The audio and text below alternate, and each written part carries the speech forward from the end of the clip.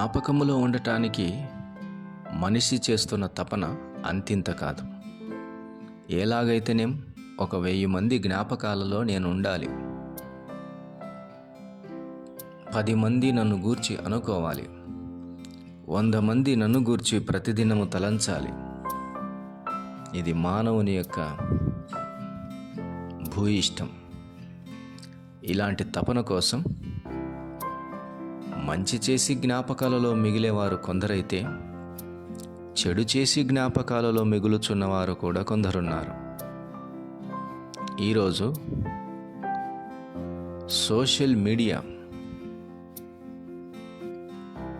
ద్వారా అనేక మంది హృదయాలలో జ్ఞాపకంగా ఉండాలని చెప్పి అనేక వికృతమైన చేష్టలు చేస్తూ, పోకిరి చేష్టలు చేస్తూ తమ ప్రాణాలనే కోల్పోతున్న వారు కూడా ఉన్నారు.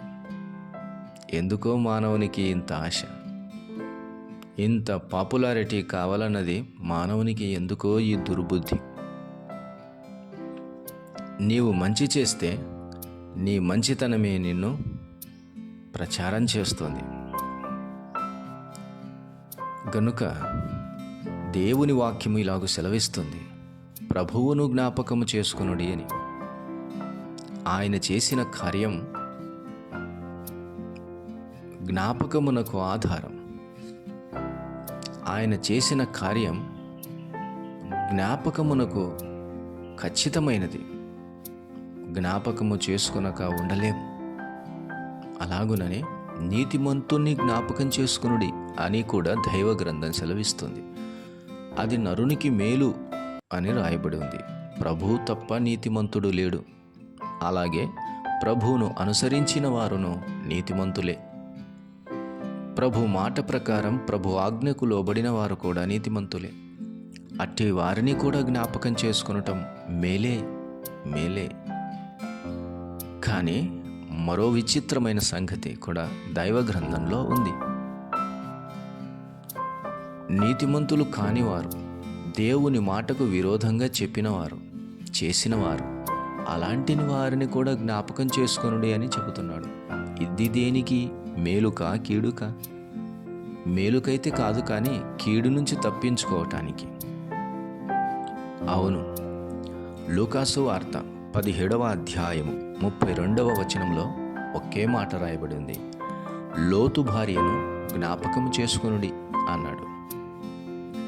ఆమెనెందుకు జ్ఞాపకం చేసుకోవాలి అంటే, ఆయన ఉగ్రత దినమును గూర్చి, ఆయన ప్రత్యక్ష దినమును గూర్చి చెబుతూ, ఎవడైనా ఇంట ఉంటే మిద్దె మీద ఉండువాడు ఇంట ఉండు తన సామాగ్రిని తీసుకొని పోటకు దిగకూడదు. అలాగే పొలములో ఉండువాడు తిరిగి రాకూడదు అన్న సంగతులను గురించి చెబుతూ లోతు భార్యను జ్ఞాపకం చేసుకొనుడి అంటున్నాడు. లోతు భార్యను జ్ఞాపకం చేసుకొనుడి. తద్వారా ఈ నియమమును మీరు ఖచ్చితంగా పాటిస్తారు. పాటించకపోతే లోతు భార్య ఏమైపోయింది? ఆమె నిలువెత్తు ఉప్పు స్తంభం అయిపోయింది. అలాగవుతారని జ్ఞాపకం చేసుకొనుడి అని చెబుతున్నాడు. మంచిదే. కీడు నుంచి తప్పించుకోవటానికి దేవుని హెచ్చరికగా కనబడుతుంది. ఆమె నేటికి ఒక నిదర్శనముగా కనబడుతుంది. ఉదయమున నిన్ను ప్రేమించుచున్న ప్రభువునకు, నిన్ను ఆదరిస్తున్న ప్రభువునకు, నీ చేయి పట్టుకొని నడిపిస్తున్న నీ ప్రభువునకు, నీ ఎడమ చేతిని తన కుడి చేత పట్టుకొని నడిపిస్తున్న ప్రభువునకు, నీ కుడి చేత విరోధ కార్యములు చేస్తున్నావేమో ఆయనకు వ్యతిరేకంగా. నీ కుడి చేత ఆయనకు వెనక నుంచి వెన్నుపోటు పొరుస్తున్నావేమో. ఆలోచన చేయి. ఎంత దారుణం చేస్తున్నావు? లోతు భార్యను జ్ఞాపకం చేసుకో. దేవుని దూతలు వారి చేతులు పట్టుకొని బయటికి తీసుకొని వచ్చారు. దూతల చేయి విడిచి ఈమె ఈ కార్యం చేసిందో, చేతిలో ఉండగానే వెనక్కి తిరగటానికి ప్రయత్నం చేసింది. ఇది ఎంత దారుణమైన సంగతో జ్ఞాపకం చేసుకొనుడి అంటున్నాడు. ఇంతకు పాఠమేంటి? ఎందుకు జ్ఞాపకం చేసుకోవాలి అంటే, వెనుతిరిగి పోవద్దు, మరలా దిగవద్దు. నీవు మిద్దె మీద ఉన్నావు, కిందికి దిగవద్దు సామాగ్రి కోసం. పొలములో ఉన్నావు, తిరిగి ఇంటికి రాకూడదు. పొలములో పని, మిద్దె మీద ప్రకటన ఉందేమో, ప్రభు వచ్చే సమయం ఉంది పని పూర్తి చేయటానికి. ఆయన ప్రత్యక్ష దినమున అది ఆజ్ఞగా ఉన్నా, ఈరోజు నీ పని విషయంలో నీవు తీసుకోవాల్సిన జాగ్రత్త కూడా ఇది హెచ్చరిస్తుంది కదూ. నీవు వెనుతిరిగిపోవద్దు. వెనుతిరగడం అన్న ఆలోచన నీ ఊహల్లోకి రానియవద్దు. ప్రభు దగ్గర నాకేముందిలే, ఏమొస్తుంది ఇంకా అని వెనుతిరిగి చూడటానికి మనసప్పగించకు. దాని గూర్చి కొంతైనా కూడా ఆలోచన చేయకు. మిద్దె మీదనున్నావు, కిందికి దిగకు. దిగుట గూర్చిన ఆలోచన చేయకు. యెరూషలేములో ఉన్నావు, యెరికోను గూర్చిన సంగతి నీకెందుకు? ఆలోచన చేయకు. నువ్వు వెళ్ళవలసింది పర్వత శిఖరమునకు, వెనుతిరిగి చూడకు. అవును, జ్ఞాపకాలలో ఉండటానికి నీ ప్రయత్నం ఏమిటి? ప్రభు చెప్పిన మాట వింటే చాలు. ఆయన జ్ఞాపకాలలో నీవు నిరంతరము ఉంటావు. ప్రభువును గూర్చిన మాటలను ధ్యానిస్తే చాలు. ఆయన జ్ఞాపకాలలో నిరంతరం ఉంటావు. ప్రభువును గూర్చిన సంగతి 10 మందికి తెలియచేస్తే చాలు. ఆయన జ్ఞాపకాలలో నిరంతరము ఉంటావు. ఆయన పనిని నాగటి మీద చేవేసి వెనుతిరగక చేస్తూ వెళ్ళు. ఆయన జ్ఞాపకాలలో నిత్యముంటావు. ఆయన అప్పగించిన దానిని నీవు జాగ్రత్తగా చేయి.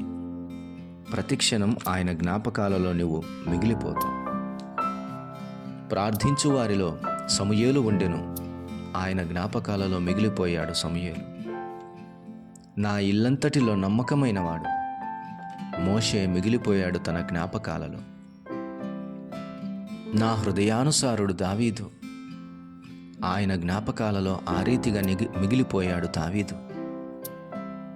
నా స్నేహితుడు అబ్రహాము, ఆ రీతిగా అబ్రహాము తన జ్ఞాపకాలలో మిగిలిపోయాడు. దేవునితో నడిచినవాడు హనోకు, ఆ రీతిగా హనోకు తన జ్ఞాపకాలలో మిగిలిపోయాడు. ఇలాగూ చెప్పుకొని పోతే దైవ గ్రంథంలో అనేక మంది భక్తులు ఆయన జ్ఞాపకాలలో మిగిలిపోయారు. మనుషుల జ్ఞాపకాలలో మిగిలిపోవటం వలన ప్రయోజనమేమీ లేదు, కానీ దేవుని జ్ఞాపకాలలో మిగిలిపోవటం ఎంత క్షేమమో, ఎంత ఆశీర్వాదమో కదా. ఈరోజు నుంచైనా ఏ విషయమును బట్టైనా నేను దేవుని జ్ఞాపకంలో మిగిలిపోవాలి అని ఆలోచన చేయి. దుష్టకార్యములు చేసిన వారు కూడా ఉన్నారు, అట్టివారిని దేవుడు మర్చిపోలేదు. కానీ ఒకనాడు ఆయన వారిని జ్ఞాపకాలలోని కూడా రానియకుండా తీసివేస్తాడు, లయపరుస్తాడు. గనుక చెడు కార్యమును బట్టి ఆయన జ్ఞాపకాలలోనికి కాక, ఆయనను గూర్చిన మంచి కార్యమును బట్టి ఆయన జ్ఞాపకాలలో నిలిచిపోవటం నీ పని కావాలి, నీ ఉద్దేశము కావాలి, అది నీ గమ్యస్థానము కావాలి.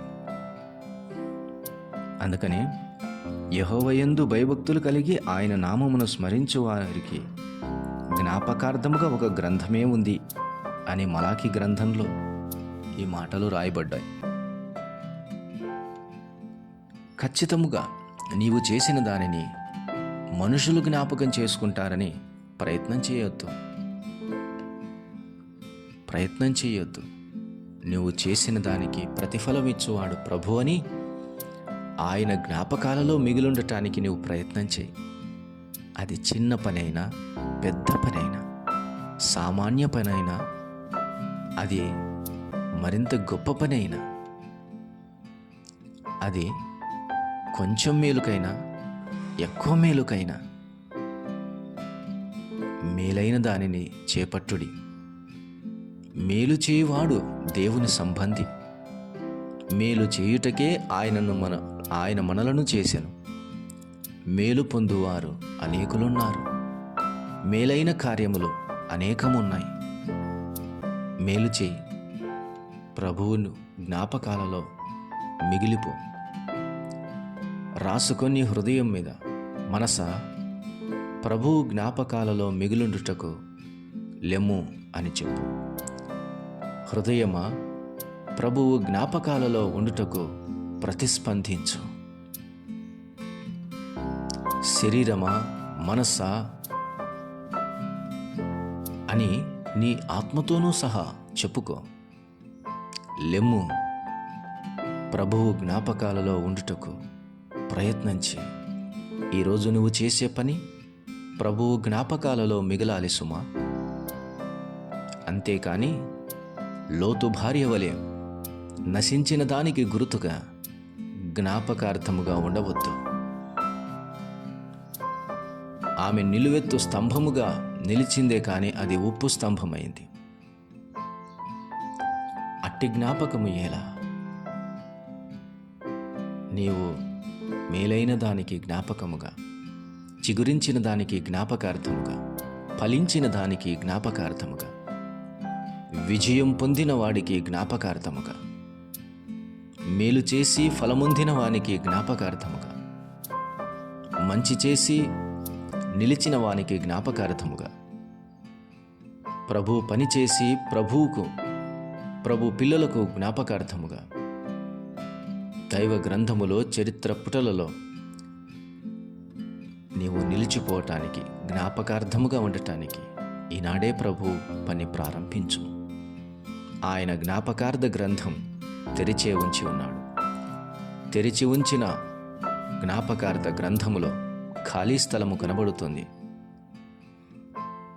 కోటాను కోట్ల నంబరు తర్వాత మరొక కోటి నంబరు. ఆ వరుస క్రమములో నీ పేరెందుకు ఉండకూడదు?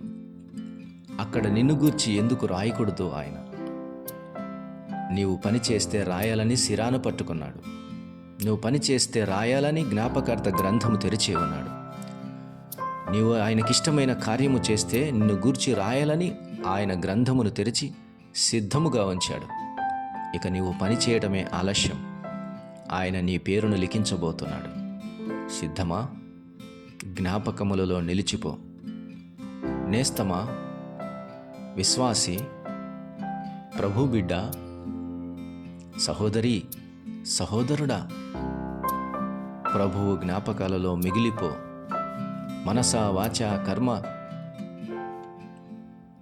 ప్రతిదినం ప్రతిస్మరించు.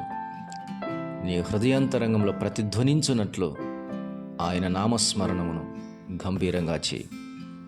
జ్ఞాపకాలలో నిలిచిపో. ఇదే నీ ఆశయం, ఇదే నీ అతిశయం కావాలి నిరంతరం. అట్టి కృపా దేవుడు మనందరికీ దయచేయునుగాక. ప్రియ తండ్రి, స్తోత్రం. మాటలను దీవించండి.